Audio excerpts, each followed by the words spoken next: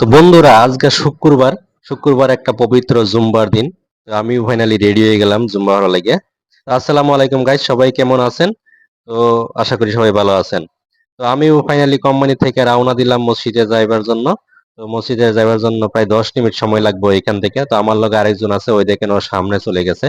তো ওকে ধরলে প্রায় আর আমার খুব স্পিডে জানা লাগবো, কারণ সময় খুব কম। 10-15 মিনিটের ভিতরে আমরা মসজিদে জানা লাগবো। কেরালা কিন্তু একটা খুব অসুবিধা যে রাস্তার সাইডে যাওয়াটা খুব ভয় লাগে, কারণ প্রচুর গাড়ি মোটর চলে।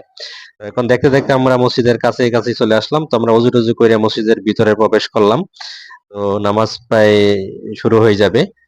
অল্প ইমামে বক্তৃতা দিছে। নামাজ টামাজ পরে আমরা বাইরে বার এলাম। বাইরে বারে এখানে দেখি যে কিছু স্কুলের পোলাপান। কেরালা কিন্তু একটা সুবিধা আছে যে যারা স্কুলের পোলাপান নামাজ পড়ে তাদেরকে একবার স্কুলের গাড়িতে নিয়ে আসে, আবার স্কুলের গাড়িতে নিয়ে যায়। ওরাও কিন্তু আমার ক্যামেরার সামনে অল্প মজা করলো, মজা করে অল্প হাইটাই দিল। তো ফাইনালি নামাজ পড়া শেষ, এখন আমি রুমে রওনা দিছি। আমরা দুইজন। তো সবাই ভালো থাকেন, সবাই সুস্থ